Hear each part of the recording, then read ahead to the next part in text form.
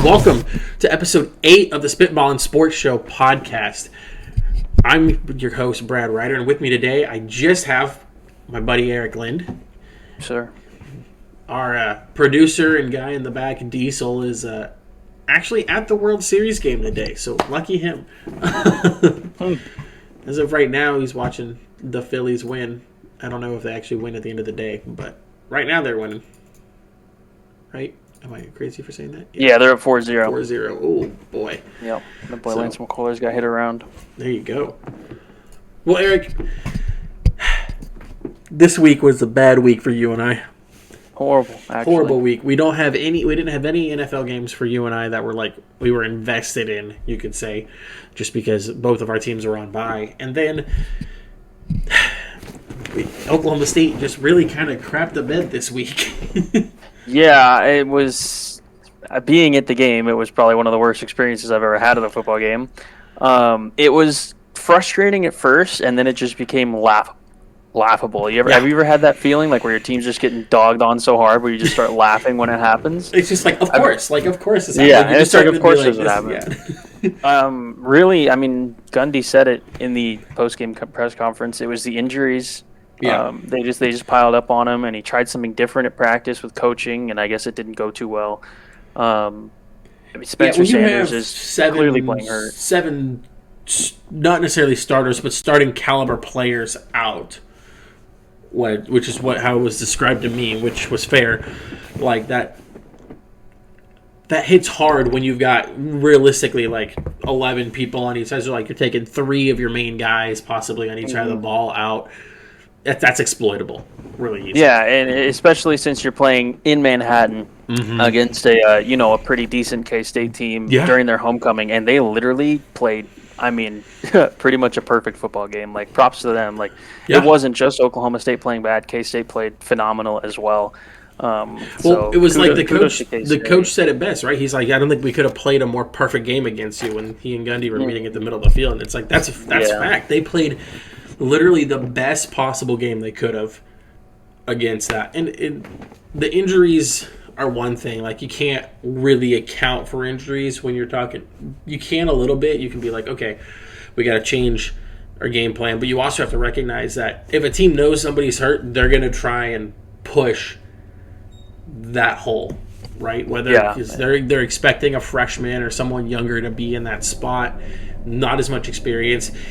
Easier to get them to draw penalties, to make a mistake, to possibly bite on a play, etc.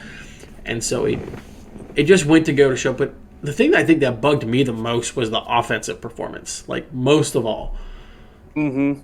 Yeah, I mean, it all starts with Oklahoma State not establishing a running game, because Oklahoma State's identity the last at least few years with Spencer Sanders has been establishing the run, and the offensive line play has just been absolutely awful in the run game. And I feel like the new offensive line coach that we brought in has done absolutely nothing for Oklahoma State, and it doesn't help that a good majority of the guys are hurt. Our center is playing banged up. I think he ended up leaving hurt, Preston Wilson. It was just we had 20 combined carries for 37 yards. At the same time, Kansas State had 23 carries for 170 yards. Yeah. So they were doing whatever they wanted, and our starting running back was out too. It's not like Nixon and what's his name, Ollie Gordon can't perform. It's just it's not that they when can't you're not perform, getting anything. But I mean, to put it in like layman's terms, like your starting running back is who you base like a lot of your offensive play calling around. I mean, like, you see it with a lot of the other, like, even pro teams, even when their starting running back is out, they have to change so much to even establish a run game at that point. Like, if the Titans were to lose Derrick Henry, their whole game plan changes, right? Like, that's how it is for most teams. So to have your starting running back out, your quarterback, I'm guessing he's been playing 50% for a while. Yeah, I would say somewhere close to like 60%, because it's a shoulder sprain for sure. And now, he could have a broken collarbone. Yeah, because the way he landed on it, which would just be awful. It's horrible, absolutely horrible. But we do have to look at it as, okay, let's look at like what is positive that we can get out of this, which is really only one thing, or maybe two things. One, those guys got reps. Those players have filled in, got reps, which means if any of these these injuries continue to linger, they've had reps not only in a game, but now this week they're going to get first team reps, right? Because those guys are those guys that will still be hurt. So you've got a little bit of confidence expecting that next week they're not going to make as many mistakes. I felt like while Gunnar Gundy's play wasn't perfect, it wasn't bad for a backup quarterback. Especially since we've seen sometimes some backup quarterbacks come in for Oklahoma State and just not perform at all. Yeah, I think if Sanders were to miss time, I don't think Gundy would be the guy. I think, I don't think Gunnar would be the guy. I think Gundy would actually go to the freshman we have in Garrett Rangel because I think he knows Rangel's going to be starting next year. I just don't think Gunnar Gundy is a D1 college quarterback for a ranked team. I don't think he can consistently come out and perform because I watched him in high school extensively, and he threw exclusively slants, deep balls, and screens. And like he could throw it there, but like against actual D1 talent, it's not going to get you very far. And like even against Pine Bluff when he came in, he was okay, but it's Pine Bluff at the end of the day. That was also his first D1 outing. Yeah, against Pine Bluff. And this was his first and also like Pine Bluff was at home, so we had a little bit to go off of. Now he's at K-State, where the crowd is loud, everything's up against him. Like I understand why he wasn't perfect. I'm not saying that he's the guy. I also know Gundy gets 4 games with him before his red shirt goes away, so I would absolutely expect Gundy to try and use as many of those games as possible. Yeah, I would also, just want to see Rangel a little bit. Like, if the opportunity arises, I'd want to see him get some playing time because I feel like he's like the guy we're building around. My whole thing with Rangel is, he might be the guy you're building around, but why would you show him if you don't have to? If you can win a game, if you can win games with Gunnar, right, until Spencer's back, if he comes back, then you get Randall next year, and nobody has tape on him. There's nothing to go off. Like, sure, it might have been basic tape, but you can get not cadence tendencies, but throwing tendencies, things like that. You can get some of that off of tape, and so sure, it's not a perfect read, but that's something that they've got on him. Whereas you can do it on Gunnar. Gunnar might not even be on the team next year. You don't know. He might transfer if his dad doesn't let him start. So, like... I guess that makes sense. If Spencer does miss time, I'm sure, we'll see Gunnar, but, I don't want to. Yeah. Maybe they'll give him the first half at KU, see how it goes. KU, their defense has been exposed against teams with good offenses and good receivers, which we have. Mm-hmm. So lots of hope. It's a good bounce back spot for us. Absolutely. If you look at the rest of the schedule, it's perfect to set us up. Realistically, you've got Kansas, Iowa State, Oklahoma, West Virginia. So, winnable games you can win out and make the Alamo Bowl. Well, you can win out of this, absolutely. You can go to the Alamo Bowl. If you win out, hypothetically speaking, there's still a very small chance that you make the Big 12 championship. Yeah, we just need some help against K-State because I think TCU is a shoo-in at this point. Yes. They haven't lost. Well, all right, so I was going to pull it up here real quick. So technically K-State is above us at 4-1, right? K-State's schedule this next 4 weeks, they go Texas comes to Manhattan, then they go at Baylor. So two back-to-back pretty tough games. Two back-to-back pretty tough games they could realistically lose. Texas is a little bit of pressure because it is the night game. It is the primetime game. So it's gonna be tough. Then they go West Virginia, Kansas. So realistically, if they lose both the next 2 games, then and Oklahoma State wins out, Oklahoma State obviously gets that bid. If they lose one of the next 2 games, you are banking on either West Virginia or Kansas hopefully beating them. Don't expect either of those two. I think Kansas will come out hard against them because they got that little rivalry. They have that rivalry, and if Daniels is back for that game, that team plays way different when he's back under the helm. And if he's back for that game, which right now they're saying he could be, that game becomes a lot more interesting and a lot closer than how it's going to stand right now. You also don't know what could happen in the next 2 games. Martinez could get hurt or something like that, and then we're talking a totally different game. But realistically, you're hoping that K-State loses 2 of the next 4 games if Oklahoma State wants a shot in there, because right now technically they have the tiebreaker over us. Yeah, I mean, it seems unlikely, but it's college football at the end of the day. It's college football. Anything could happen. We saw that this week a little bit too. We did see that a little bit this week. Before, still talking Big 12 before we get to that. Sure. TCU might not even be undefeated going into the Big 12 championship, because they do play at Texas and at Baylor, which both, again, tough games. TCU shown they can be really offensive, but those are, again, tough games that you could easily see them possibly losing, getting a little bit. I mean, again, Texas for them is the night game as well right now, so it's like 2 primetime games for Texas. TCU getting their first one of the season. It's going to be kind of a big deal. I mean, Texas goes into that one as a 6-point favorite. I mean, obviously that line's going to shift depending on this next week of games. But when you look at like TCU's schedule, they haven't really like convincingly won games. They've won by all their Big 12 games, with exception to OU. They've won by 10 or less points. Yeah. So, I mean, they're winning games. We can't discredit that. They're winning games, but it's not like they're really killing anyone. Absolutely. Yeah. Well, but if you want to talk about killing someone, we've got a couple games from this last week where people got killed. Yeah. Yeah, we did. I was like, to start, we kind of knew that it was not going to be a close game, but Tennessee blowing Kentucky out, that was a very impressive offensive showing. Yeah, I mean, I sort of expected this going in, because like we knew Kentucky, like they have a good running back, they have a half decent defense, but I wasn't expecting like it to be close. Like, I'm not saying a 3-point game, but I would have expected Kentucky to put up 14, maybe. At least, yeah. Like, you would think they'd get a touchdown at least or something like that. Or maybe like a 20-point game, not a 38-point game. Yeah, like a 20 to 25-point game, like, cool. Like, I kind of expect that. But it being a 38-point game, that's a holy shit. And now TCU is the number 1 team in the nation with the new college football playoff rankings.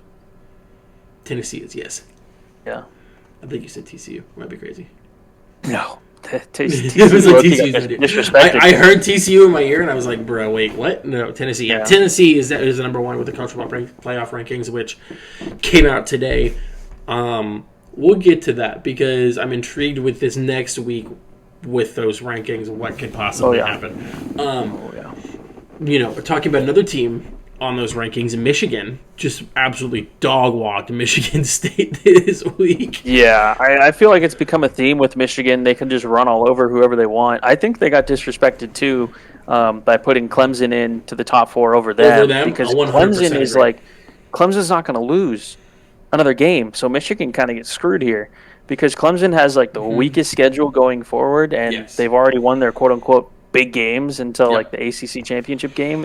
I think it's dumb. I think we said last week, Clemson's going to get killed. I think it is too. I think, but hopefully, like, I don't know the rest of Michigan's schedule as I'm trying to pull it up here. Michigan has Nebraska, Illinois, Ohio State. Whew. Yeah. If they beat Ohio State, I think they should jump Clemson. Well, if they beat Ohio State, I feel like with a one-loss Ohio State in them, I don't know, will they keep both of them? You think? I don't know. Well, we're going to get into all the hypotheticals in a little bit, but we'll talk about people that kind of got dog-walked. Wake Forest in Louisville. Yeah, man. I had aspirations for Wake Forest. 35 points in the third quarter. Yeah, they came out of the second half. Something clicked.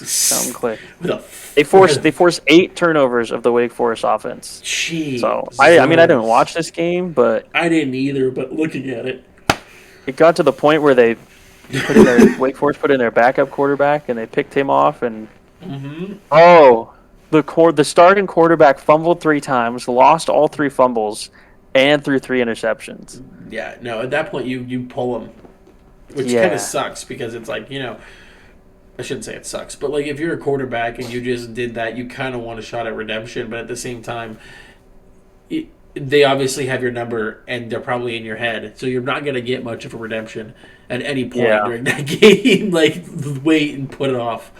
There were 2 defensive touchdowns by Louisville, but other than that, it was really just the defense setting up the offense in great field position, and the Wake Forest defense obviously just getting tired out, and I can't really blame them. Yeah. It's not as much of like a dog walk or like but a bad beat in of itself. Notre Dame beating number 16 Syracuse. Given the fact that Syracuse was so, like, not even just nationally, but even by us, we were like, hey, this Syracuse team, like, isn't a bad team. Like, they've a really decent team. Offense is coming out and kind of showing.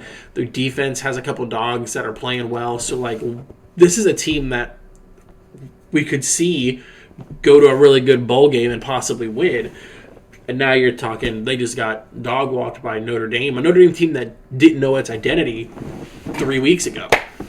Yeah, and I think it all stems from the second half against Clemson, because I think Syracuse was really demoralized by that. I had a lot of things go wrong for them, and they just let what could have been the biggest win of the season slip away from them, and I think it bled into this week a little bit. Even though it was a home game against Notre Dame, you're just kind of deflated after that loss against Clemson.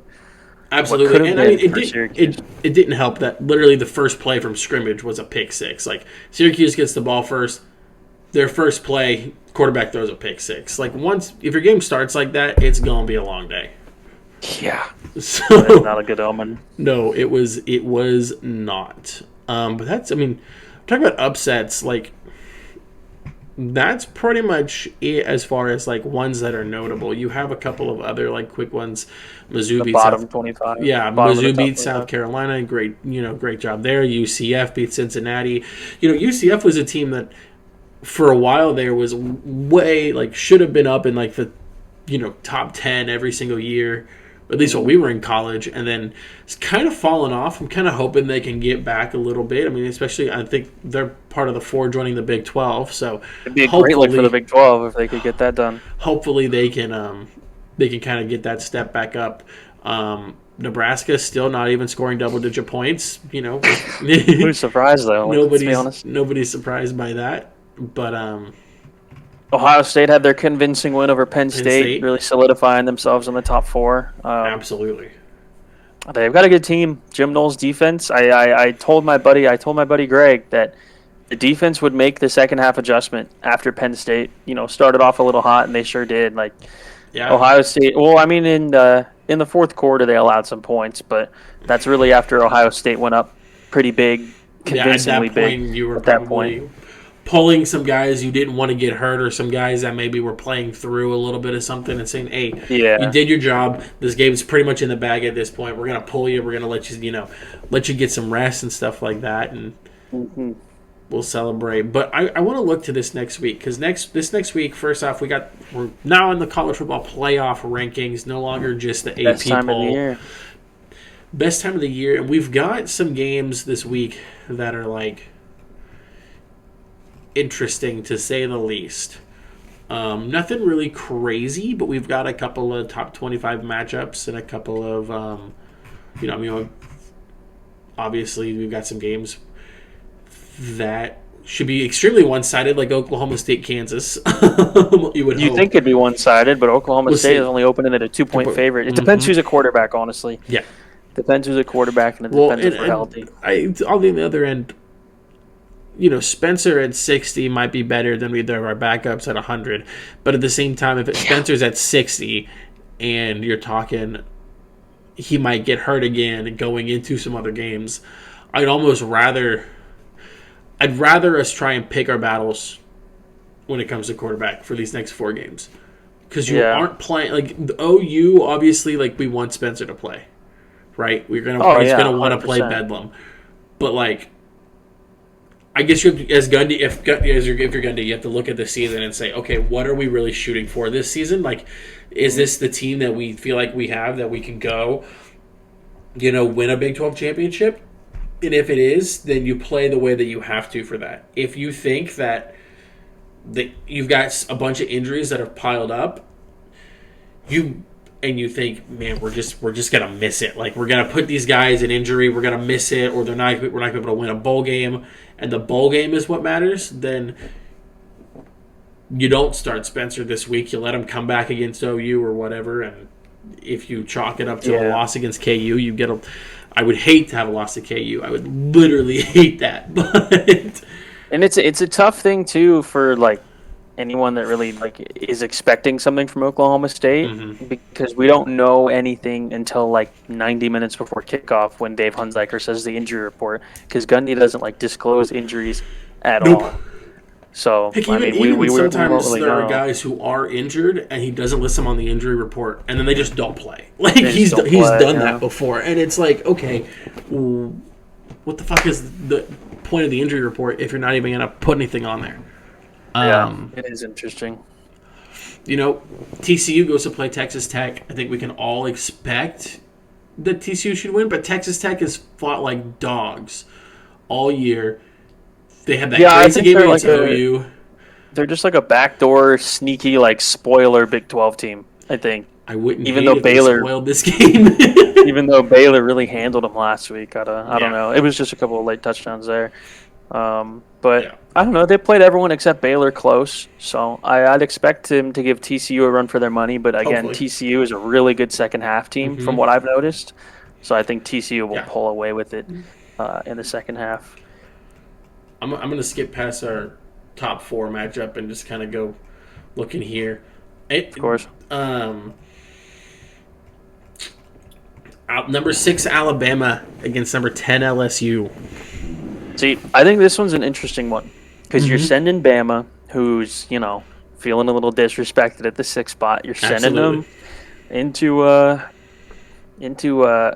very hostile territory. LSU team that, like we said, I think we said it last week or the week before, has really found its identity because they're coming off of a 25-point win over Ole Miss. You have the bye week to prepare, and then you get a home game against Alabama. Like, this is upset territory if I've ever seen it for Alabama. If I've ever seen it. And if Brian Kelly is half the coach that people think that he is, he'll get those boys going for this game. Like, this is going to be. You already know the crowd's going to bring it. It's a night game. Mm-hmm. It's a night game. Anything can happen. Bama's 13.5-point favorites. I think Bama could win, but do you think LSU can cover? There's also I think LSU can cover. I think it'll be like a 10-point game. Yeah. Yeah. I think that's kind of where I would sit. 10. I was going to say somewhere between 7 to 10, probably in that range. In the other night game. Well, we got definitely the night game that matters to you and me being Texas K-State. Texas comes out as 2.5-point favorites, even though they're going into Manhattan. I really think if Quinn can play how he played at the beginning of the season against this Kansas State team, there's no question they're going to walk all over. Yeah, but I think K-State will be riding momentum. K-State will be riding momentum. They got the night game, home crowd. Texas's defense is, as we've seen, isn't the greatest against the pass. But they've been okay at stopping the run. If they can lean into that, because that's what basically K-State did all over us. It was just run the ball. Yeah, and then that allowed Will Howard to throw the ball against us, which Will Howard's known for. If they have Adrian Martinez, I think it's a different game. I think Texas wins, honestly. Yeah, because if you Will can Howard make Adrian Martinez throw, yeah. This is weird, but saying if K-State plays the backup, they have a better chance of winning because. But in a sense, you do Martinez. Because he's a really great quarterback when it comes to throwing the ball. He can go through his reads really well. He's been able to. Pick apart defenses before as a backup quarterback. It absolutely is mind-blowing to me that he's the backup, because you would almost think someone like Martinez, who's a lot more of a running quarterback, coaches wouldn't want to play him. Yeah, him coming. Maybe K-State goes with Martinez in this game in hopes that like they can get him and Deuce going, and then they can just keep the ball out of Quinn's hands. Like keep the ball away from Texas, frustrate their defense, wear their defense down, and then hope your defense for K-State can put up a good performance similar to Oklahoma State's, and you hope Quinn, I guess, isn't as sharp as he was in the beginning of the year.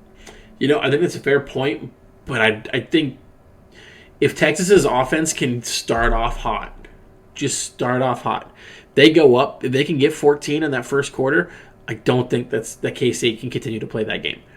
Mm-hmm. Oh yeah, 100%. If that offense comes out firing, that game plan won't necessarily work. Yeah, with Martinez, it's not a team that can.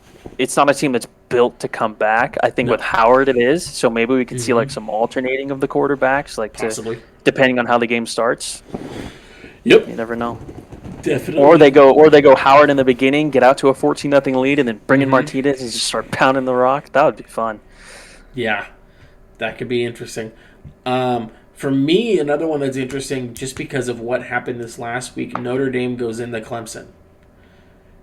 Given the fact that Clemson comes into Notre Dame. Clemson goes to Notre Dame. That's what makes it more interesting.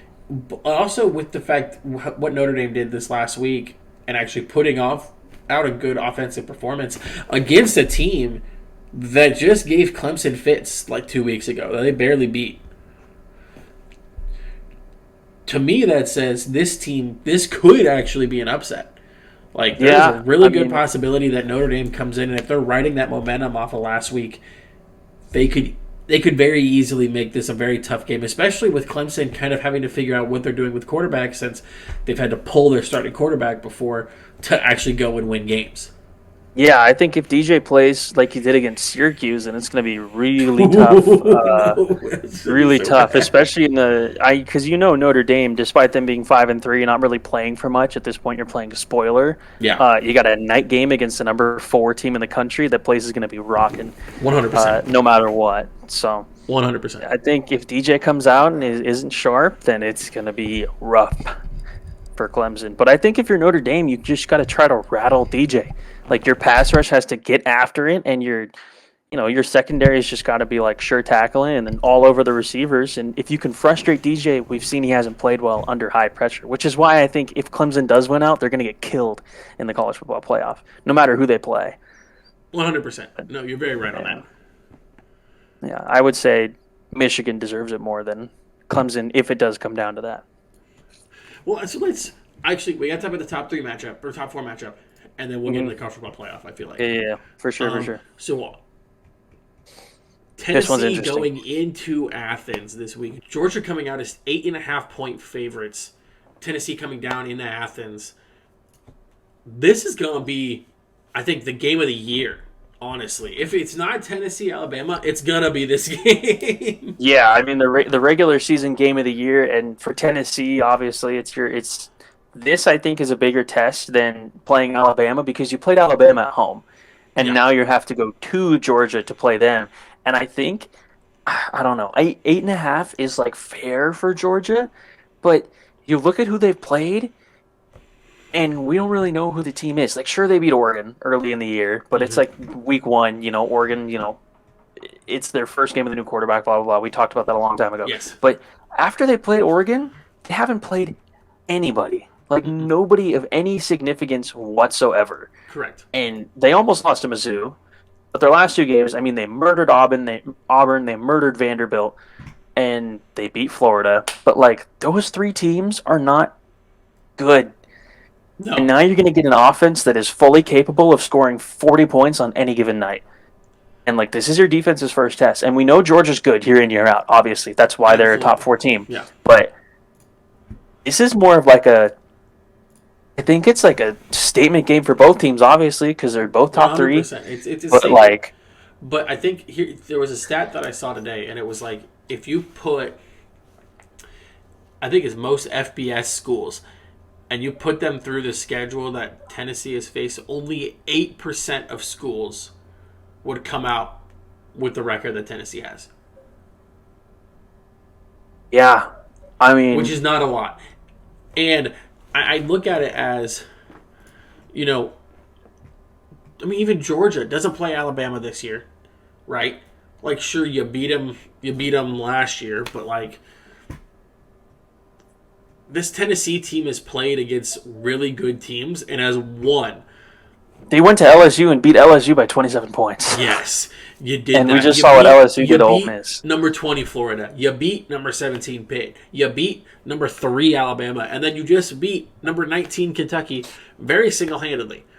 Georgia, like you said, beat number 11 Oregon from the preseason rankings that first week when Bo Nix really was not the Bo Nix that we see now.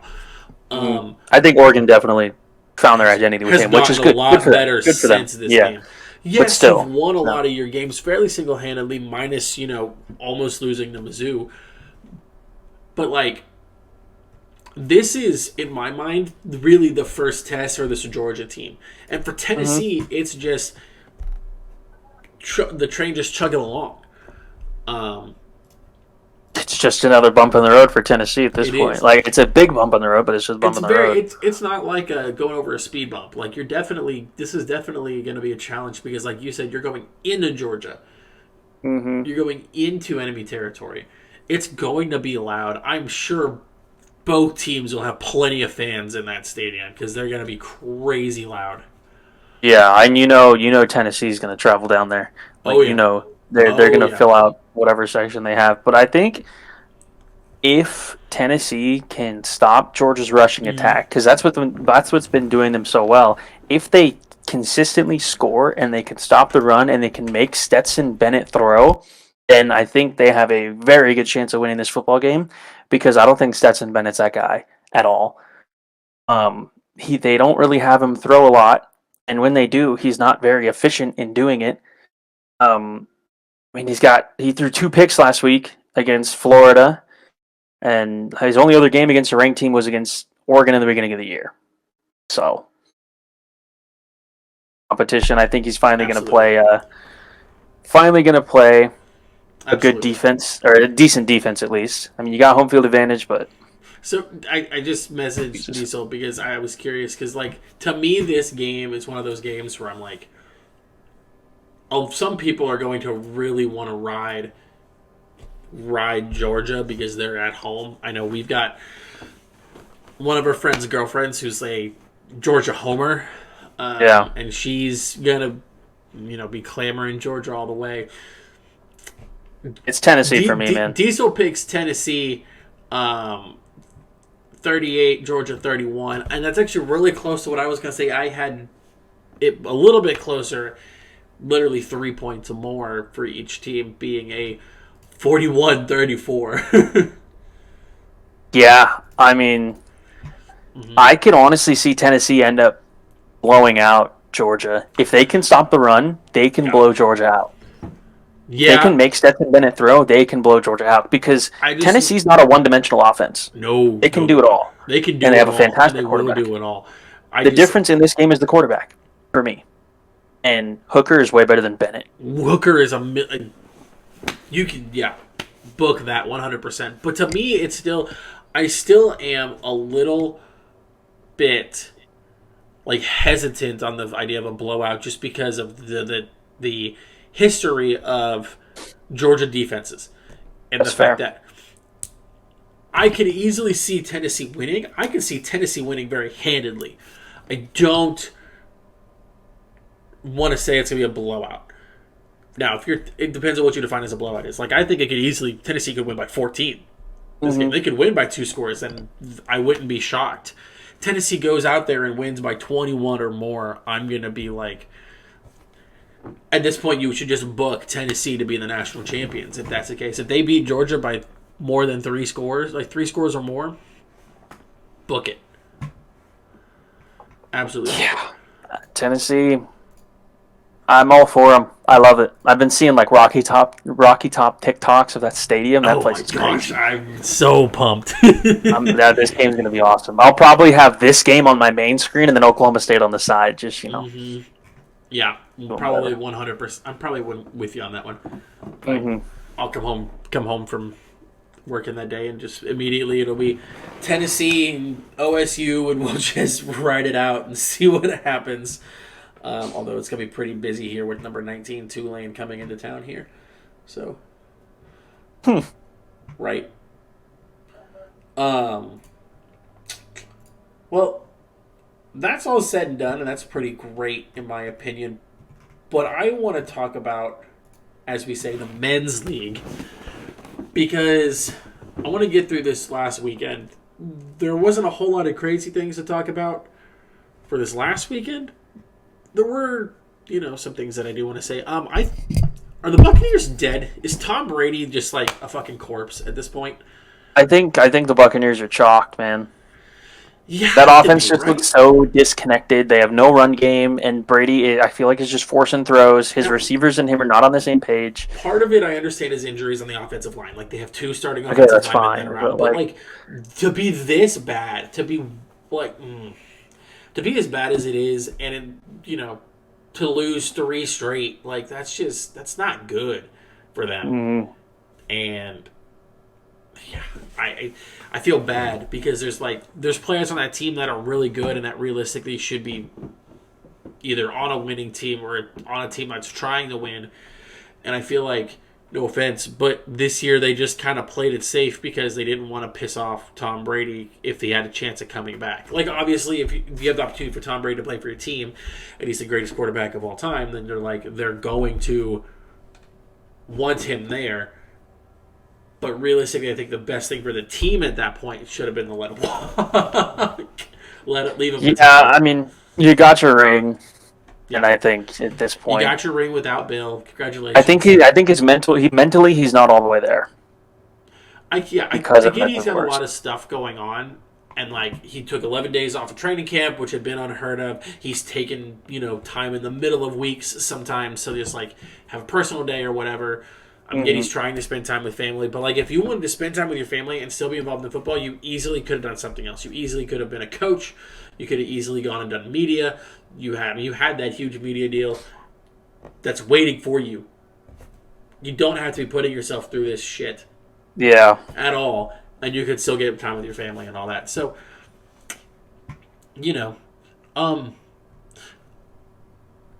to talk about a team that made some moves today. Just coming off of a win, and is sitting at the top of their division at 500. What the hell has gotten into Atlanta? See, I just think that division's horrible. Like Carolina, if Carolina was competent, they would have won that game, and they'd be the first place. Literally hadn't taken off his helmet, or if the kicker just made the chip shot in overtime. They win that game. Yeah, that chip shot in overtime. I didn't think about that. That was just realistically you don't even get that chip shot in overtime if DJ Moore doesn't take off his helmet and they just kick in the chip in extra point to win the game. So you can think of both ways, but also let's not sit here and be like, oh man, this division's bad because I get it is bad, but they not sure you have a win over the Panthers. It's but they have a win over the 49ers, they have a win over the Browns, and they have a win over the Seahawks. I think we're the Chargers next week. Easy win. Chargers. Don't say that. Don't Easy say win that. for the Falcons. I think they're going to win this division. Shut your door, man. Oh, they're going to win this division. I don't think there's a question about that. I think PJ Walker's a great quarterback, though, for Carolina. I think he's awesome. He's finally comfortable. I think he's great. Because it felt like he was so much better than Sam Darnold. You didn't really need to even try and bring in Baker. I get why you did when you were Matt Rule, because it was Hail Mary, right? Let's go get someone who's gone and won a playoff game recently, but PJ Walker fit the system that's been in Carolina for so long before Matt Rule even, let alone, because that's how that team was built. So, yeah. I think that throw he made at the end of the game to DJ Moore, that was 70 yards in the air. That was amazing. That dude's insane. He's got so much potential. Oh, man. However, Carolina has an opportunity to win a couple of games coming up. They play the Bengals. If Jamar Chase is still out, we've seen that Joe Burrow struggles a lot. You go back. Okay, time out. You know what's crazy about that? Sorry, totally off topic. Go for it. So Joe Burrow's missing his wide receiver 1, right? Yeah. The Bengals lose the game. Oh, it's Burrow's still a great quarterback. He's missing his top wide receiver. Justin Herbert has injuries to wide receiver 1, 2, 3, and 4, and they're like, "What's wrong with Herbert this year?" What's Herbert sucks. Hold on. Let's also talk about the fact that I feel like the wide receiver quarterback relationship sometimes gets a little too people put too much weight on it because people have said that about some quarter. Mahomes was going to be dead without Tyreek Hill. Aaron was going to be fine without Devontae. Devontae was going to be, great with Derek Carr. What the fuck? Like, all that's been wrong, Yeah. I feel like some quarterbacks, it weighs on them and some it doesn't. I think it just depends on the quarterback, right? Like, obviously, for Herbert, the connection with Keenan Allen is a big deal since his first 2 years. Yeah. They had the most completions over wide receiver quarterback combo in the first 2 years in history. So, yeah, I think if Keenan Allen comes back this week, we have a good chance. But if he doesn't, he's throwing to plumbers again. And, yeah. So, God. Anyways, but that being said, Jamar Chase and Joe Burrow have that connection, right? Like, I get he's got these other wide receivers, but he has that connection. Similar to Mahomes, Kelsey, and like you said, Herbert Allen. If Kelsey was out, on this team right now for the Chiefs, it's a completely different game. It becomes a much more of a struggle. I'm not saying the Chiefs win or lose because they have way too many pieces. But when you're talking about somebody like the Bengals, and it's like Jamar Chase has a clear connection with Joe Burrow. You've got Tyler Boyd. You've got T. Higgins, who aren't bad receivers. They just don't have that mesh, right? And it's easy. It's also easier on them when Jamar Chase is on the field because he takes up they're not on the best players. Yeah. The best corners aren't always on the best players. And if the best corners... I mean, I can compare Chase and Higgins to Keenan Allen and Mike Williams. T. Higgins is great. He is a big, deep threat, but he cannot... I mean, he can create separation for himself sometimes, but, he can't be a wide receiver one. Wide receiver ones have to know how to run a route. Like Jamar Chase, Keenan Allen, they run some of the best routes in the league. And if they're on the best corner, they can still create space. But if a guy like Mike Williams, T. Higgins, they're on the best corner, you're throwing a jump ball to him. Nothing's going to change. And they don't open up the offense like a true wide receiver one does. Yeah, completely agree with you. Being the fact, also we kind of saw last night for us that the Bengals did not perform well against the Browns. But going back to Carolina has some winnable games, and they've got they got the Bengals. If Jamar Chase is out, they can easily beat them. They do play a little bit later. The Broncos, who just got rid of Bradley Chubb, that team's gonna look very different. Possibly a win there. I'm not gonna say they're gonna lose. I'm gonna say they're gonna lose to the Seahawks. You got the Steelers. You could possibly win that game with the way the Steelers are right now. You got the Lions. You got the Bucks. Who knows what the hell that's gonna be at the end of the year? I don't know what to predict for the Bucks weekly. And then you got the Saints, and Saints is such a toss up as well. I don't know what the Saints. Some days they look like the best team in the league, and other days they're why is this team? This last week, them shutting out the Raiders completely, 24-zip. Where the it was fuck without has Lattimore that on team Adams been all year? They had a rookie corner on Devontae Adams, and the Raiders' offense didn't get past midfield until midway through the fourth quarter. Yeah. It was the defense was playing Madden on rookie. It was insane. It was insane. And I'm like, where has that Saints team been all year? They gave the ball Kamara. Kamara scored 3 touchdowns. Let Kamara work. Realistically, I think a lot of people can agree that if Kamara doesn't have as great of a game, it's very easy to see him on the trade block the next day, or that earlier this week. You could have easily seen that. Another team. Okay, really quick. A team I wanted to talk about is the Seahawks. Man, I think there were, in the beginning of the year, obviously some question marks about their defense. It was one of the league's worst, but they were still winning games because they could score points. And that offense is good. There's no question that the offense is good. They found a gem in Kenneth Walker. I think he's a great running back. You've got your Mr. Reliable Tyler Lockett, and you have DK Metcalf, who obviously is DK Metcalf. But that defense was where's the defense? But the last 3 games, they have been playing outstanding defense. Yeah. You held the Cardinals to 9 points. You held the Chargers to 23. Granted, the Chargers didn't have their best receivers. I think that would have been a much higher scoring game, but still. I digress. And then you have the Giants coming in to Seattle, and the 12th man was back. Yeah. That crowd in Seattle was insane. It makes me so happy to see because I loved watching the Seahawks back in the day because family ties up in Seattle, and seeing this team succeed with Geno Smith instead of Russell Wilson, it puts a smile on my face, man. They found a star in Tariq Woolen too. That guy is the heart of their defense.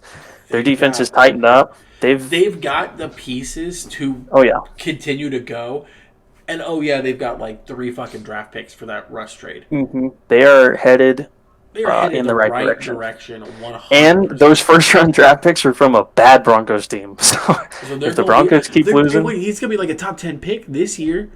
Like on top of the pick you already have, so you're getting a top 10 pick, and then you're getting like a probably mid to late first round pick, possibly by the end of this season, to completely like revitalize your team.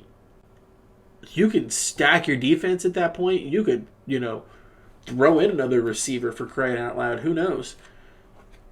Yeah, they're trending up. I don't know if they're going to stick with Geno. They might draft a quarterback. But I don't think they will, because I think Geno's been exceeding expectations this year. I think they stick with Geno. I wouldn't be surprised if they did something where they took a quarterback maybe that ends up falling, or somebody who's like mid tier, kind of in like that second round area, because then what they can do is they can say, listen, we have Geno who we know can ball, and we're going to let him run, and then either you're just going to be a career backup, or we can develop you for the next 2 years until Geno either starts to decline or whatever, and then boom, we have a guy we can go into and continue to play that game.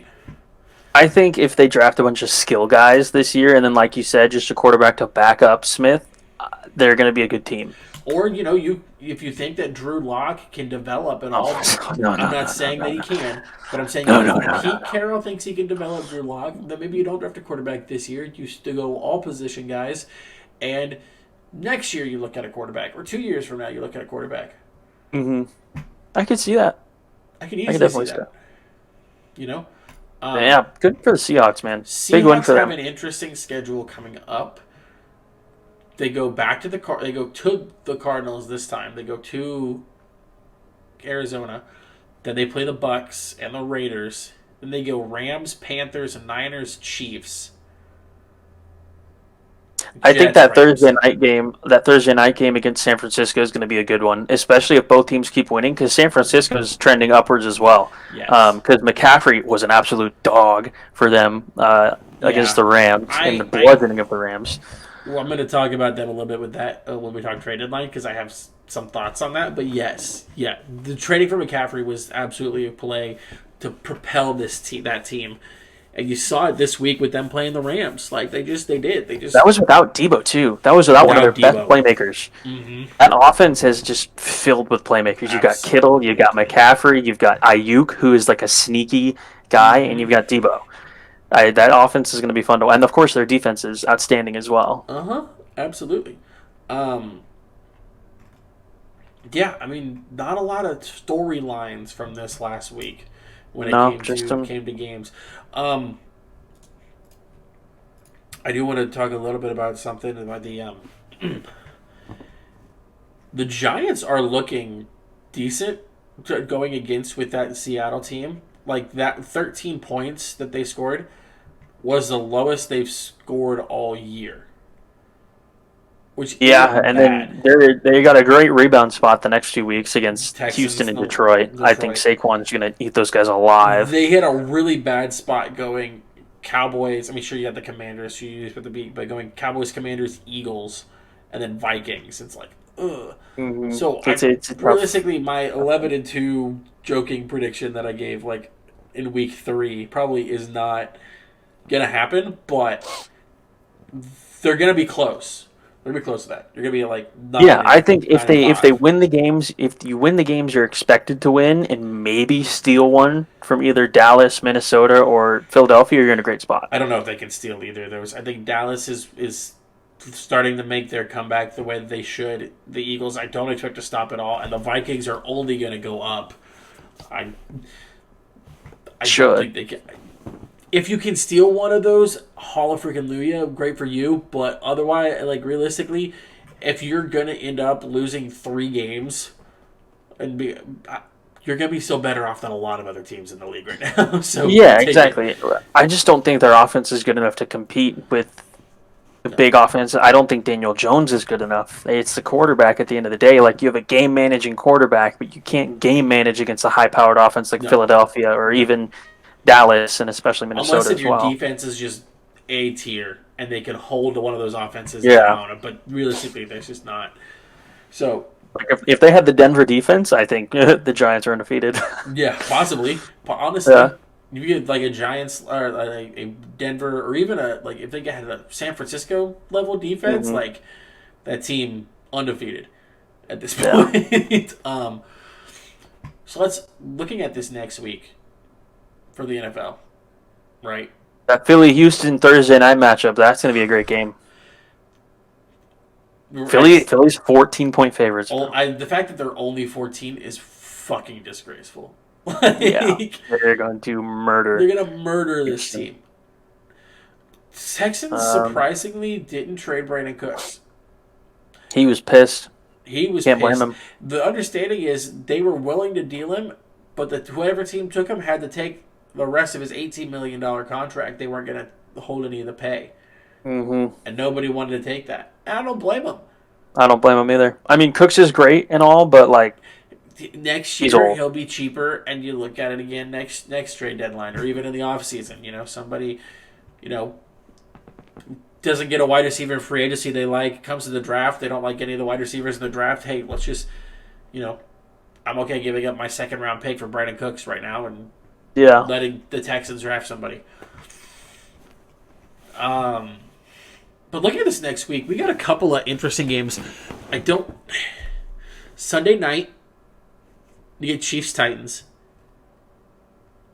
I think that's gonna be it's gonna be scary for Kansas City. It's like kind of a track game because Derrick Henry is insane, and we saw what he did. I think King Henry returned this last week against the Texans. He ran for another 200 yards. Yeah. I think if he gets going against Kansas City, absolutely. I don't think they'll win. Obviously, the Chiefs are going to win, but I think Tennessee will make it close at least. I think you're very right on that. I mean, it's a scary game for both teams, right? Because realistically speaking, yes, King Henry could just absolutely run all over the Chiefs' defense because the Chiefs' run defense has been okay. It hasn't been great. Hasn't been bad. But also, the Titans, as far as defensively, from what I can tell, don't seem to have the power to be able to stop the Chiefs' offense. So it's literally going to come down to them running that ball and keeping the ball out of Patrick Mahomes' hands. I mean, yeah, that's how they made the playoffs and made a deep run in the playoffs a couple years ago. I forgot when it was. A couple years ago. When they lost to the Chiefs in the championship game? Yeah, when they had that good defense, they had Derrick Henry, and they made that deep run. Really anything's possible. But and all the games they played. Defense again this year. Yeah, I mean, they have a good defense, but they haven't really been tested this year, and when they were tested, they played Buffalo and they gave up 41. Yeah. So, I think it bodes well for them that Kansas City's defense obviously isn't as good as Buffalo's. Mm-hmm. So I think it'll be obviously closer than 41-7, but the Chiefs the Chiefs should win. Unless something magically happens with the Titans defense and they become amazing. They become absolutely insane. But I want to look at your game. I feel like that's enticing.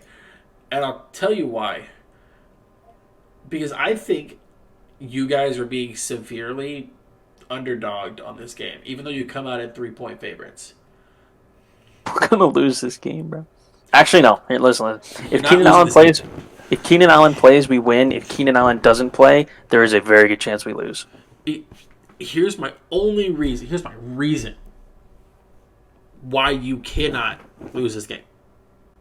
Not ineffective, oh man, you don't want to lose because you'll be out of the playoffs or whatever. Because Atlanta doesn't have anybody to throw to. They haven't thrown to any they've thrown the ball, but it's been the people that Justin Herbert is having to play with because he's got guys hurt. It's your normal practice squad level players. You mean they got Kyle Pitts, but if you put Derwin on him the whole game, I think it's different. I mean, I would assume Derwin would be on Kyle Pitts the whole game anyway because you're right. Derwin can hold Travis Kelce. He can hold any tight end at this. They're throwing to, Derwin is really good coverage. I think that's what we should do. We put Derwin on Pitts or maybe a guy like Bryce Callahan, undersized, but Callahan's been really good out of the slot for us. Yeah. And then you got to worry about covering Damiere Byrd and Drake London. Who? Exactly. Well, Drake London, but Drake London, we all know, but Demir Bird, it's like who? And then you've got two running backs that nobody had heard of before Cordell Patterson went out, and everyone had to find somebody to replace him in fantasy. And you see what the Carolina run game did against them. Foreman, 26 carries, 118 yards, 3 touchdowns. You would figure we could get Eckler going. This is like, if you lose this game, if you're the Chargers, the season's over. You're coming off of a bye. Yeah. And if you have Keenan Allen and you lose this game, your season is over. You're coming off of a bye, and it's just like the confidence of the players is going to be shot, first of all, if you lose this game. 100%. Second of all, you're going to be 4-4, which, I mean, if you win the game, you're 5-3, you're tied for like the 2 and 3 seed. If you lose the game, you're 4-4, you're tied for the 9th seed. So really, it's not like completely over. But you've got, let me look at the schedule really quick. I know it gets tougher after we play the Falcons. Yeah, we play San Francisco and then Kansas City. So it's like, if you don't win this game, this is a must-win for the Chargers. Absolutely is a must-win for you guys. I think it's... This is going back to how much is your coaching staff actually doing what the fuck they're supposed to. If they saw anything about what happened last week, Eckler and... Is it Jackson? It's Kelly that's in your backfield, right? It's Michelle right now. Kelly's hurt. So it's Sony Michelle. Who's your fourth string? Because we all It would be Isaiah Spiller. Great. Sony Michelle cannot get... It should be Eckler. It should be Eckler getting 20 carries. Eckler should get 20 to 30 carries this game. Absolutely. Yeah, especially if we don't have the receivers we have. If we can establish a run game, we're going to be fine. Yeah. But I want to see something more than just like... I want to talk about that a little bit, but we'll talk about that. I just want to see something more from our offense than just stupid plays. Like, this defense, we should be able to take advantage of. 100%. Couple of other games this week. I mean, sorry, Diesel's Bears, but you're not beating the Dolphins. Not this week. No. Too many weapons. Too many weapons. It's in Chicago. I think Justin Fields and the Bears will have half-decent run, but... The offense hasn't looked horrible for the Bears. Their offense hasn't looked horrible. And they just got Chase Claypool. Yeah, they did get better. But it's on a short week. He's not going to be a Dolphins are too difference maker. Just like Bradley Chubb's not going to be a difference maker for these Dolphins team. This week, if he's on the field this week, I'd be shocked. Kind of thing. So there is that. Carolina, Cincinnati. Cincinnati's going to have a bounce back game. Hopefully, you think? I don't know. I think Chase is out. He's out like 4 weeks. Holy shit! So it's fine. So I think Carolina. When they just lost Awuzie too. They just lost Chidobe Awuzie. I think Carolina's got a good. It's like upset level potential. Let's go. Here. That's what I'm pumped. Here's my upset level potential. Green Bay, Detroit. In Detroit. I'm starting out Lazard this week. I know they just got rid of Hawkinson, but they have to do something at this point. You have to win a game. And this is a game you can win. It's at home. This offense for the Packers hasn't been as good as it's been in the past. If you can get that offense that you had in the first half of the season back, you can easily beat this Packers team. I think with the offense they have, I think they should. I think the Packers defense is going to give them a bit of a test. But you have the weapons, like you said, on offense to make this a shootout again. And this is a shootout I think they can win. Just because of how iffy the Packers offense is. Would you say the Packers defense is better than the Dolphins defense? No. Okay, they scored 27 on the Dolphins defense. Would you say the Packers defense is better than the Cowboys defense? No. Yeah. Would you say it's better than the Patriots defense? Yes. Okay. Because I was gonna say, I don't think it's better than some of the other teams. Like, it's not better than Philadelphia's. It's not better than Minnesota's.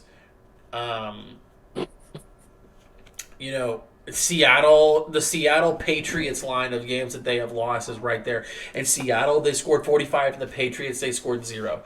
And that's because they were missing Amon-Ra, I think, in the Patriots game, and Swift. That was just a tough one. but we know they can score a lot on defenses around this line. So I think there's a real chance. That's a fair shot. Yeah. I think this is their shot. I mean, if you look at the rest of the Lions' schedule, it is like you play the Packers, then you go to the Bears. That game's, I think, going to be a lot more fun of a game than I think people think. That will be a very fun game. They go to the Giants. That game will be fun, I think, as well. Then you get the Bills, so you're going to get dog walked. Then you Speaking of the Bills, to the Jaguars. Oh yeah, Bills. Ooh, yeah. They're playing the 5-3 Jets. It's a Jets home game, and the Bills are favored by 13 points. I hammer the Bills, dude. Yeah.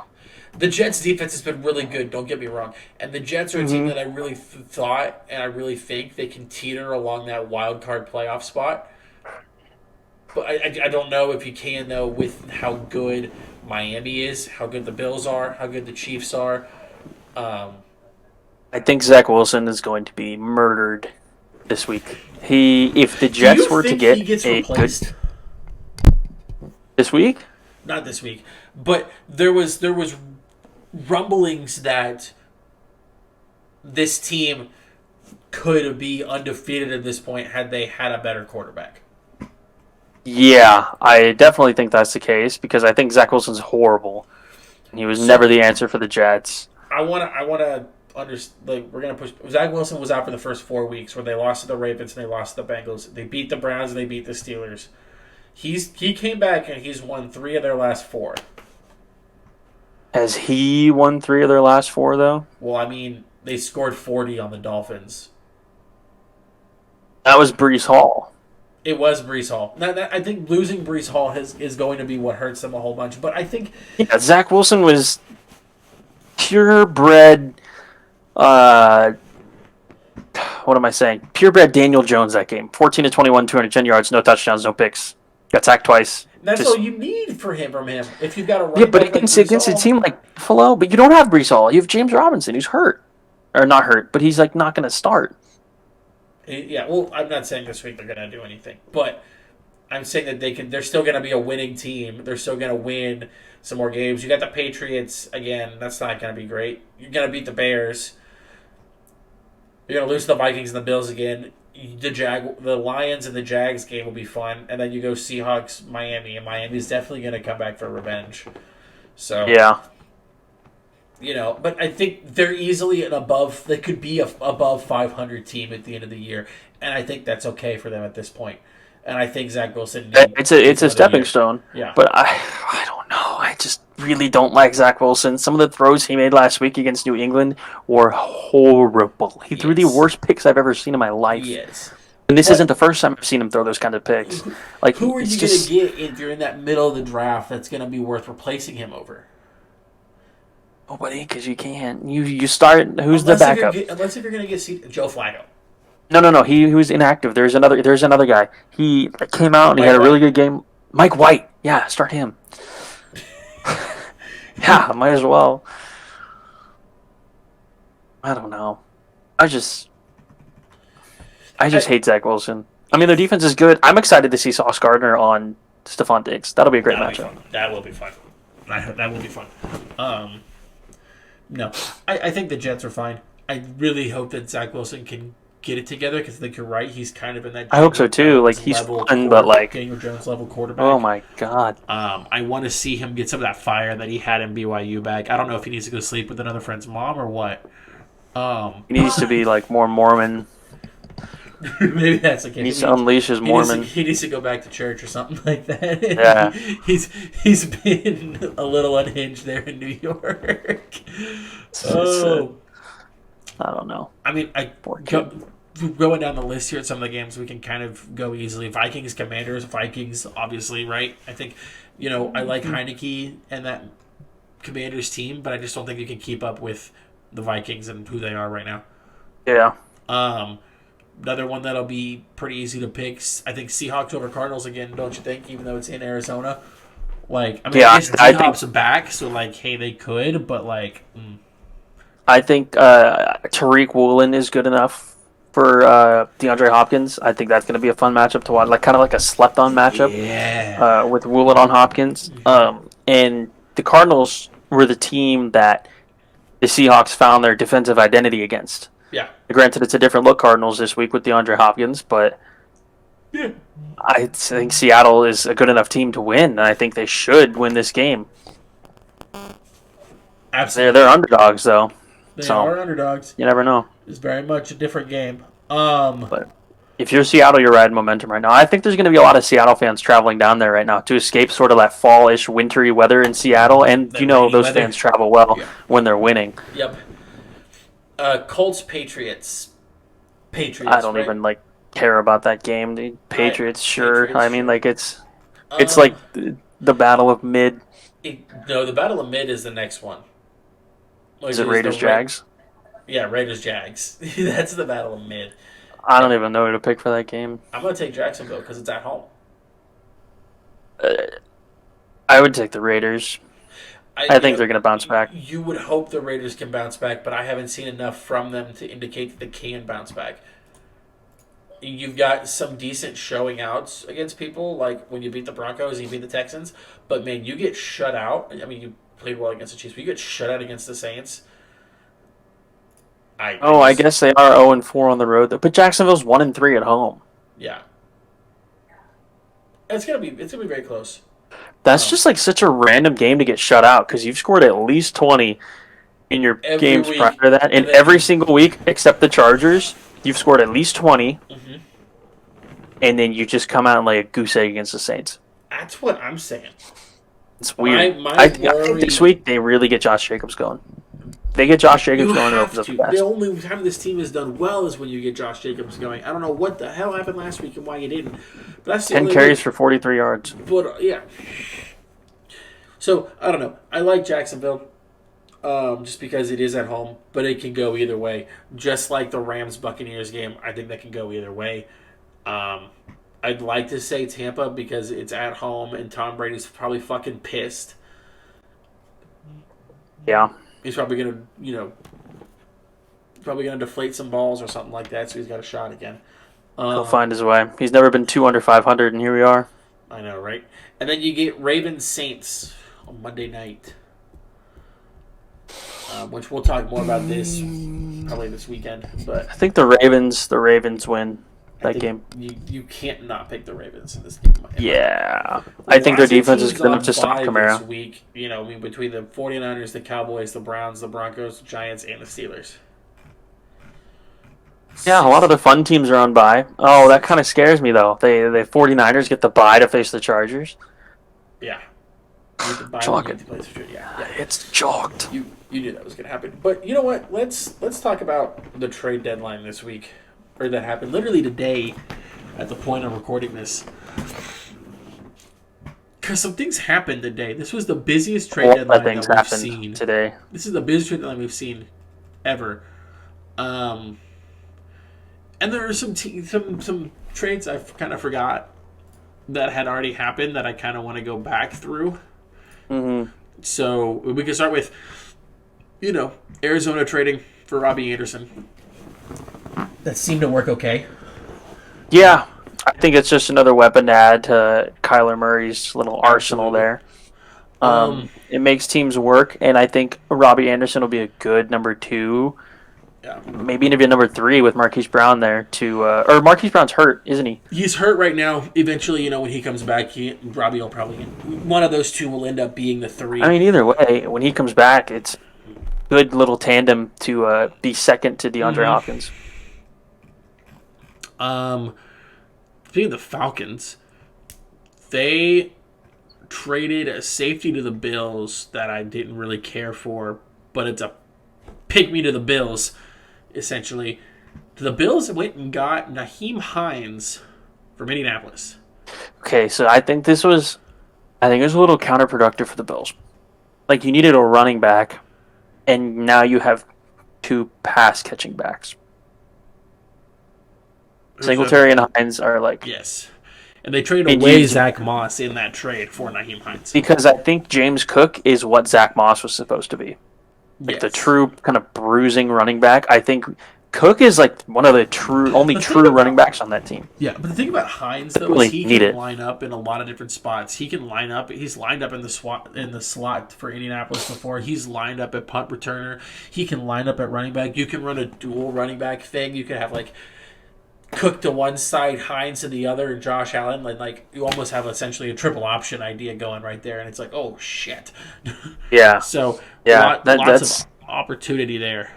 It makes their offense that much more interesting because I mean, yeah, like you said, you've got two guys now out of the backfield that can catch passes consistently, and then you've got, I mean, Cook. I don't think they'll use him all that much, but he's like a sort of like a short down, got to go get it guy. But I mean, they don't really need like a true running game because Josh Allen is the running game. Mm-hmm. You can just run a quarterback power, and you got a 6'5", 6'6" bowling ball running at you, and he's going to get 3 yards more often than not. I'm going to try and stick to mostly like the bigger name trades. One that intrigued the fuck out of me was the Calvin Ridley trade. Calvin Ridley gets traded to the Jaguars. That was an interesting one. Especially with how conditional it gets. Mm-hmm. Like, what is it? If he comes back next year? So, what's the deal with that? Traded. It's Atlanta Falcons get a 2023 fifth round pick with a 2024 conditional 4th round pick. That it's a 4th round pick just for the trade, right? If he comes back, they get the 4th round pick. If he comes back and gets on the 53-man roster, it gets bumped up to a 3rd round pick. And if they decide to extend Calvin Ridley, it gets bumped up to a 2nd round pick. I mean, so basically the fate of the Falcons is in the Jaguars' hands. Essentially. I think it's going to be bumped up to a 3rd round pick. I mean, you can't not have Calvin Ridley on your roster. But I mean, the 3rd round pick is fine. The problem is he isn't guaranteed reinstatement. Oh, really? He's not guaranteed reinstatement in February. There's no guarantee of that because of that whole thing. And he's talking about a year and a half not playing football, essentially, because he got hurt, was out for half the year, and then he gets the year suspension.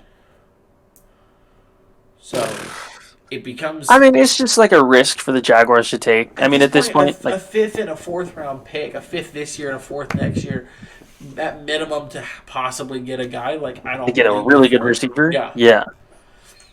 I mean, that's fine. And then the Falcons, you're like, sure, take him. We'll take the picks. Yeah, a team that's sort of rebuilding, get off our team, let's go get that whole thing. I think it was a win-win for both sides, like just like kind of like a gamble for the Jaguars. If it doesn't work out, it doesn't work out. So here's what I want to talk about with the Niners. The Niners traded away Jeff Wilson of the Dolphins. One of the biggest problems that Carolina had with Christian McCaffrey was overusing him. Mm-hmm. And the fact that basically ran him into the ground. He was not only getting like 20 rushing attempts a game, he was getting like 15 looks when it came into the passing game. Like Christian McCaffrey was the whole offense for Carolina. And the running back that you just had backing him up to alleviate some of that, you just traded away for a 2023 5th round pick. I think they're going to use Debo more in the backfield. I think that's what they wanted to do. And then hope that maybe when Elijah Mitchell comes back, that maybe he becomes that guy in the backfield. But still, you're talking about when Debo comes back. If he comes back, he'll come back. Yeah. It's a matter of when he comes back that it's like, it's just... But, I mean, you got a bye week this week, and you get McCaffrey more, like, in tune with the offense, and then you hopefully have Debo coming back. And then... I don't know. When is Mitchell supposed to come back? Mitchell's supposed to come back sometime this month. Okay, so then you got Mitchell coming back. So I think they'll use Debo to sort of spell CMC if he needs it. I think Christian McCaffrey's looked great this year. I think his health, I mean, you want to like knock on wood, obviously, but I think his health is better than it's been throughout in his career. I think he's more happy now. He's playing on like a winning team or a team that could eventually win, continue to win, get to the playoffs. Too, yeah. I mean, not hometown. He went to Stanford, so that's. I think they can continue to give him 30 touches a game, 25 touches a game, and yeah, he'll be okay. He's built for it, and they really tuned him up there in Carolina, didn't they? Yeah, they really kind of did there. Broncos traded away Chubb to the Dolphins. I love this for the Dolphins. I also like this for the Broncos, too. This also set up for the Jeff Wilson trade, because part of this trade, so the Miami Dolphins got Bradley Chubb, the Broncos got their 49ers 2023 first round pick, got the Dolphins 2024 fourth round pick, and Chase Edmonds. So another running back gets added to that room in Denver and allowed Jeff Wilson to basically come over for that. Both of these teams, this was just a fantastic trade for both teams. I really like this. Yeah, because the Dolphins' defense gets even better than it already is. We know their defense is good. And then I think the Broncos, you're okay with not having Bradley Chubb because you get a first-round pick, and you needed a first-round pick since you sent your haul to Seattle for Russell Wilson. Yep. And you still have some pretty good pass rushers. You drafted Nick Bonito out of OU, who's been really good for them this year. You got a couple other names on that D-line that are good. They're no like Bradley Chubb, but like it's guys you can potentially develop and turn Randy into Gregory superstars. And Baron Browning, and like you said, Nick Bonito. So if you're talking, that's with injuries aside. So there's other people who are hurt that could easily, come in. I think it just was a good overall deal for everyone. That was like the most I felt like fair trade I felt like I saw out of this whole thing. Yeah, it was very win-win for both sides. Absolutely. How about this one? I wish Diesel was here for this, but we'll get his comments next week. But the Steelers trading Chase Claypool to the Chicago Bears. I don't think Claypool was worth a second-round pick. I'll tell you that. But I mean, for the Bears, you get another weapon. I don't know if he necessarily helps. I don't know if he helps Fields because he's not like, a superstar receiver. He's a good receiver, don't get me wrong, but he's like, I don't know. I just feel like he's not like an effort, like grinding kind of receiver. He's just like another guy to have on the roster. He's like a poor man's Mike Williams. So here's the three things, right, that I really feel like. One, Claypool was really cheap as far as his money. He's under contract this year, and he's got another cheap year, I think. Mm-hmm. Or next year is his last year, so he's got like a cheap year next year. Yeah, so, they get a year of control of him too, which works. The next year's free agency class is really weak at wide receiver. Obviously, unless if Odell Beckham signs a multi-year deal, which I don't think he will. I think he signs, a rest of the season deal kind of thing.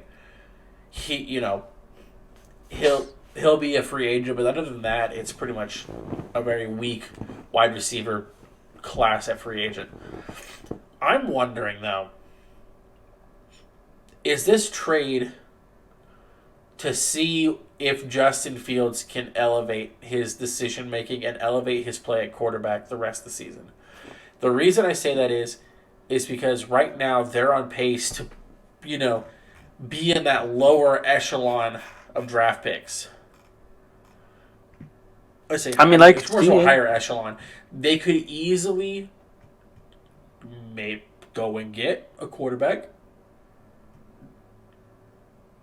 trade Justin Fields away to a team that maybe wants somebody like a Panthers. Someone he could develop.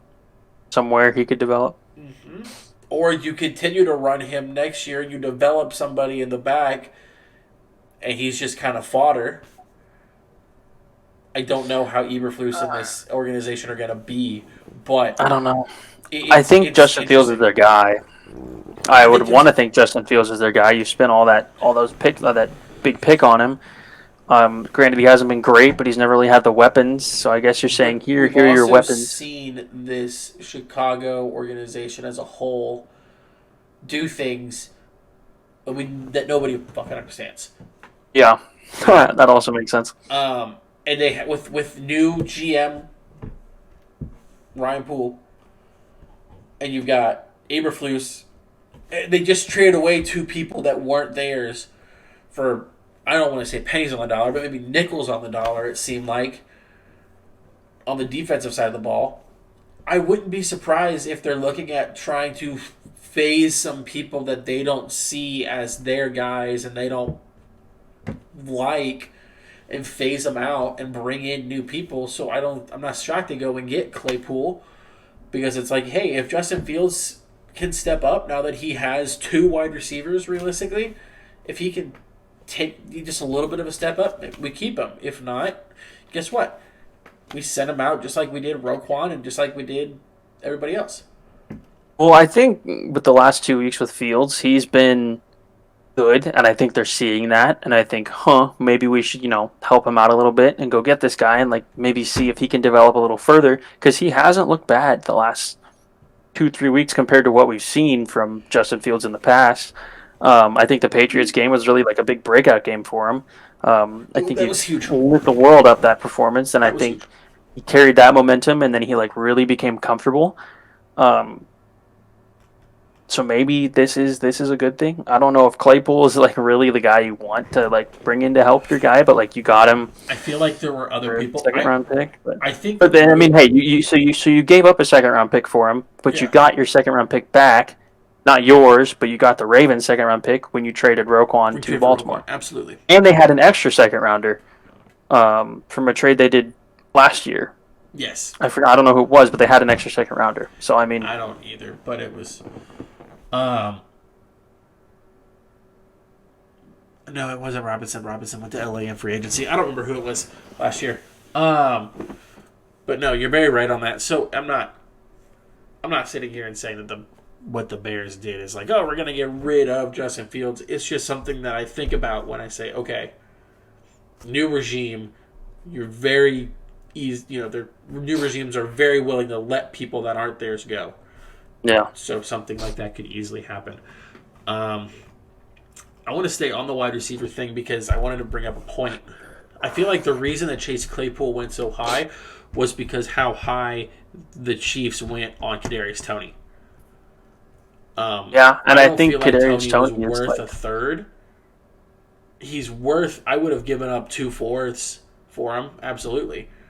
But once you talk that third round draft pick being what you gave up for him, I think that immediately bumped Claypool's and other guys' value up. I could see that, but I would have think looked at Claypool as a third round trade up until the Toney trade. I don't know. I think the Chiefs are just or Toney's just a guy the Chiefs valued highly because he is another speed guy.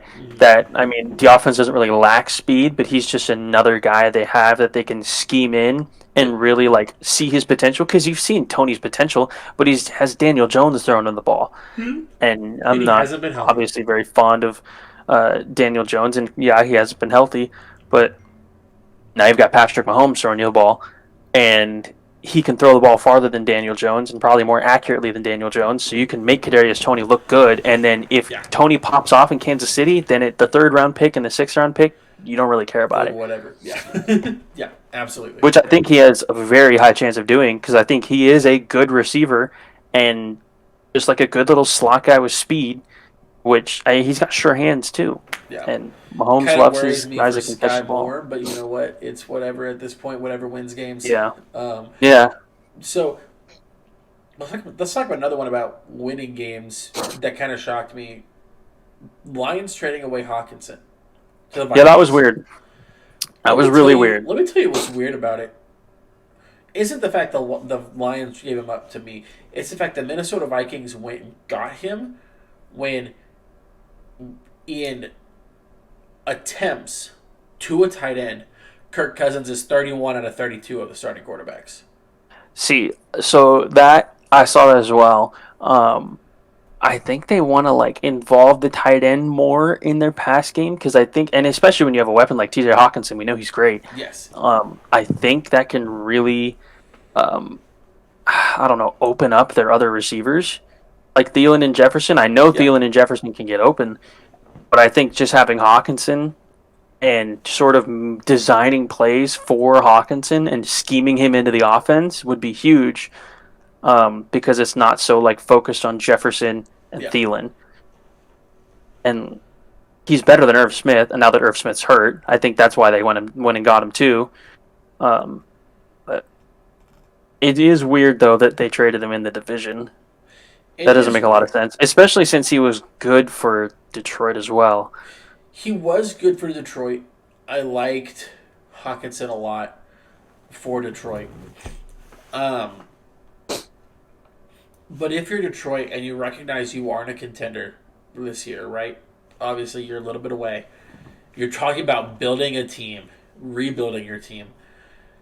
Trading away Hawkinson for draft picks seemed like that makes sense. The thing that, and I get, you get a second and a third. You get a second this next year, and you get a third the year after. Why were the extra picks thrown on top of Hawkinson? Like, what was that? Just Minnesota being finicky about it, or was that like because you gave up your fourth this year and you gave up a conditional fourth round pick next year? So it's like, yeah, you're gaining more higher quality draft picks if you're talking about where they like are as far as rounds go, but you're losing a total number of draft picks, and that lowers your chances, or I guess keeps your chances about the same of hitting on players. Your odds don't necessarily go up. Does that make sense? Yeah, I don't know. That is a little interesting. I have no explanation for that at all as to why they threw the picks in there. But I mean, you got a second rounder back, so good for them. It's another like decent skill player. It is a decent skill player. But it does make no sense. We talked about it. I don't remember if I think we did. What was the last day we recorded? Was the 25th. So at that point, James Robinson had been traded. I didn't see how he did this week. Did he even play this week for him? I think he carried the ball like 5 times. They said they're going to slowly work him into the offense. I think he's going to take over the number 1 running back spot there. He's not going to be what Breece Hall was, but I think he's going to be half decent. Absolutely. I think better than Michael Carter, that's for sure, because Carter is not running back 1 material. Oh, I clicked the Jaguars. I didn't click the Jets. I was like, what? Travis Etienne? Duh. Etienne as a dog. Dog. Absolute dog. Let's see. Rushing. Michael Carter led the Jets in rushing as far as full box score. James Robinson had 5 carries for 17 yards. Yeah, and I think they'll work him into that offense because they're going to need him, because you can't run the ball with Michael Carter efficiently. You're going to have to throw the ball to him. He's not a running back 1 material like, say, Breece Hall is, You're very right on that. But they're going to have to work him in at some point. Was there any trade that I forgot? Besides we kind of Robert Quinn to the Eagles. Robert Quinn to the Eagles for just that just makes the Eagles that much scarier, man. Like, that team's already really good. That defensive line is already really good, and now you get shows that they're going all in to try and get it this year. They're gonna and rightfully so. They should. You should if you're undefeated at this point. And you have an opportunity to go get somebody like Robert Quinn on your defensive line, I don't see why you don't at that point. Yeah, I mean, at this, it's all in for them. Absolutely. And I think it's a great trade for them because that defensive line's already good, and now you get a guy like Robert Quinn. Yeah. And now you're going to be absolutely terrorizing teams. And it's good because you don't have the same guys out there, and you can like sort of level the guys in and give the other guys a rest. And then if you really need it on like a key down, you put all of your studs in and you just maul offensive lines. Destroy people 110%. Like that's a great call. I hadn't thought about it with that part before.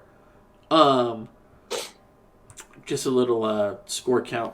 I don't know if you're watching score, but for the people listening, at this point the Phillies are up 7-0 on the top of the 8th. So.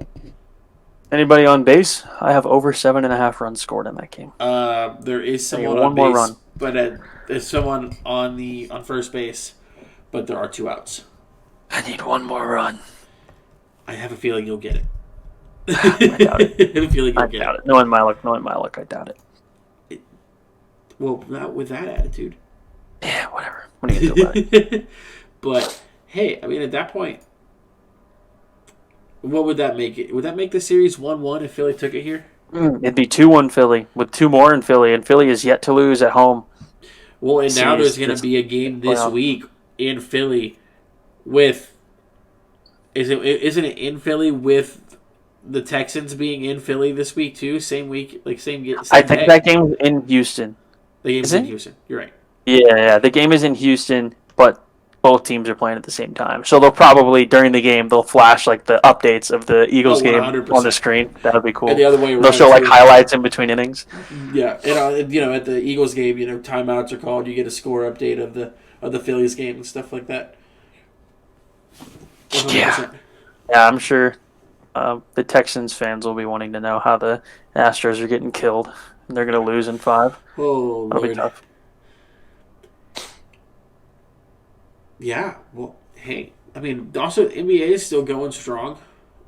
Shai Gilgeous-Alexander's a goon this year. Goon this one year. Player of the week this week. The Thunder just got another win tonight. The Thunder are 4-3. It's crazy. They're 4-3. Shai's playing out of his mind. Lou Dort's playing good defense. Whenever we get to a point we talk about basketball a little bit, I'd like to talk about the fact that for some reason Shai gets described as this terrible teammate, stat patter kind of character. Yeah, and yet Luka Doncic, who has like almost the same stat line, gets called as this generational talent. Who he outplayed. Yeah. Who he has outplayed this whole season so far through 7 games. Granted, it's a long season. It's a long season. Long season. A lot of games. Shai's playing great. I think if the Thunder don't make it this year, you get another fairly high draft pick. You add Chet and you add that draft pick. This team is nasty next year because it's already good right now. They already have a lot of length on defense. Nets fired Steve Nash this week. That's just what I mean. That's just. And then the understanding is they're bringing in that coach that got suspended from Boston. Mm-hmm. Is who they're going to try and bring in. Ime Udoka. Which.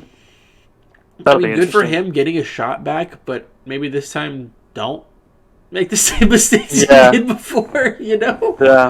But if you think about it, he's inheriting an equally talented roster.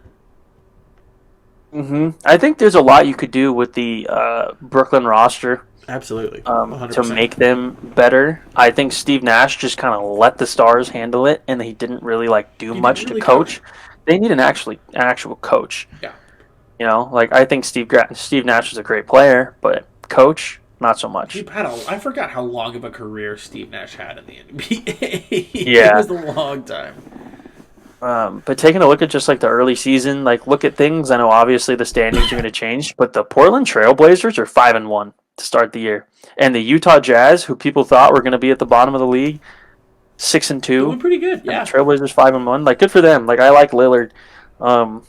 And I think the teams that don't have as many star-studded players are playing better than teams that have their big superstar, except for the Bucks. You look at the Bucks, and they're 6-0. Yeah. But the teams who are obviously more balanced and don't just rely on 1, 2, or 3 guys are performing better.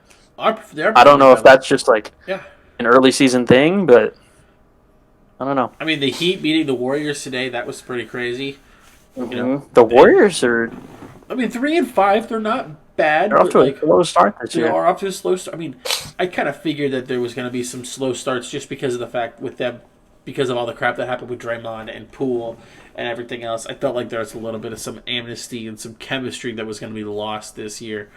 Yeah.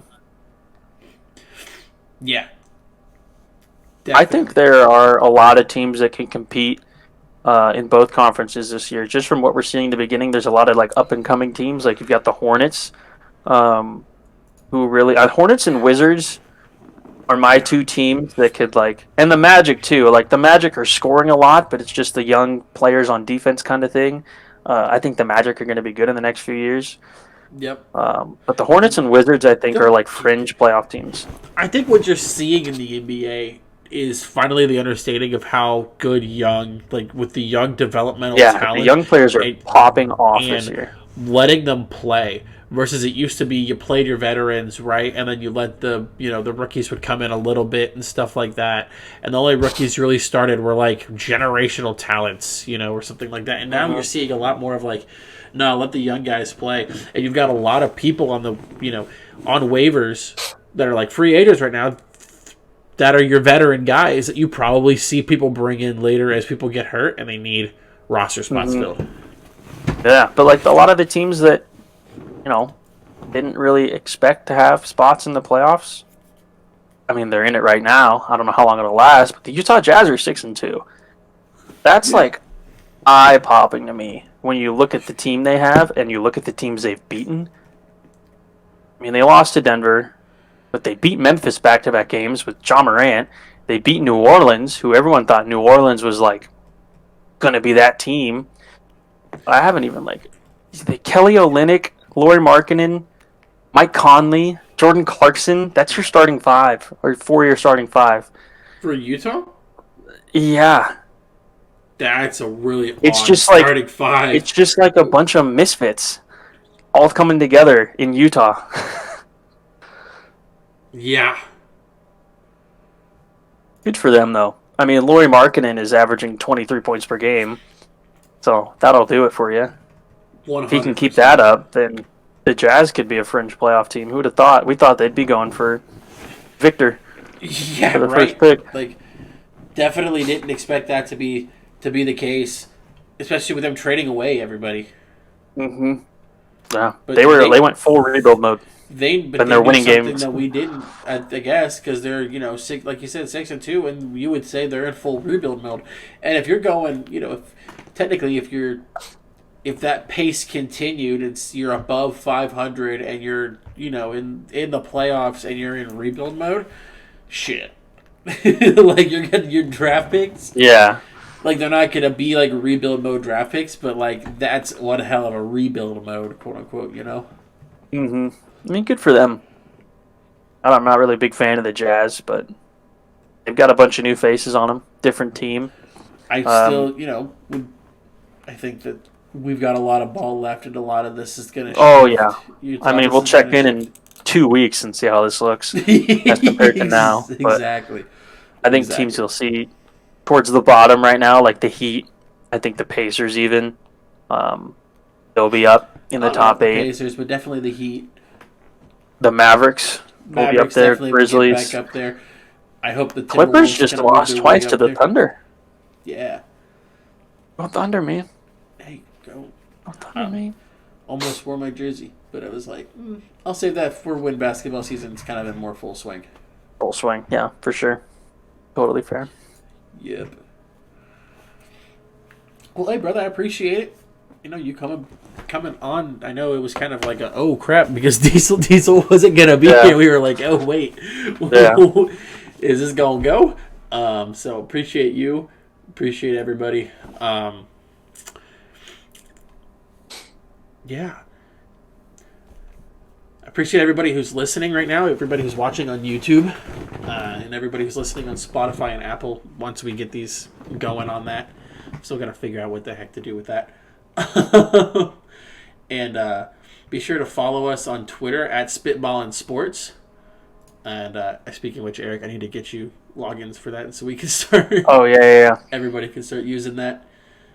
I'll throw that in the Discord at some point. But got another great week of football coming up.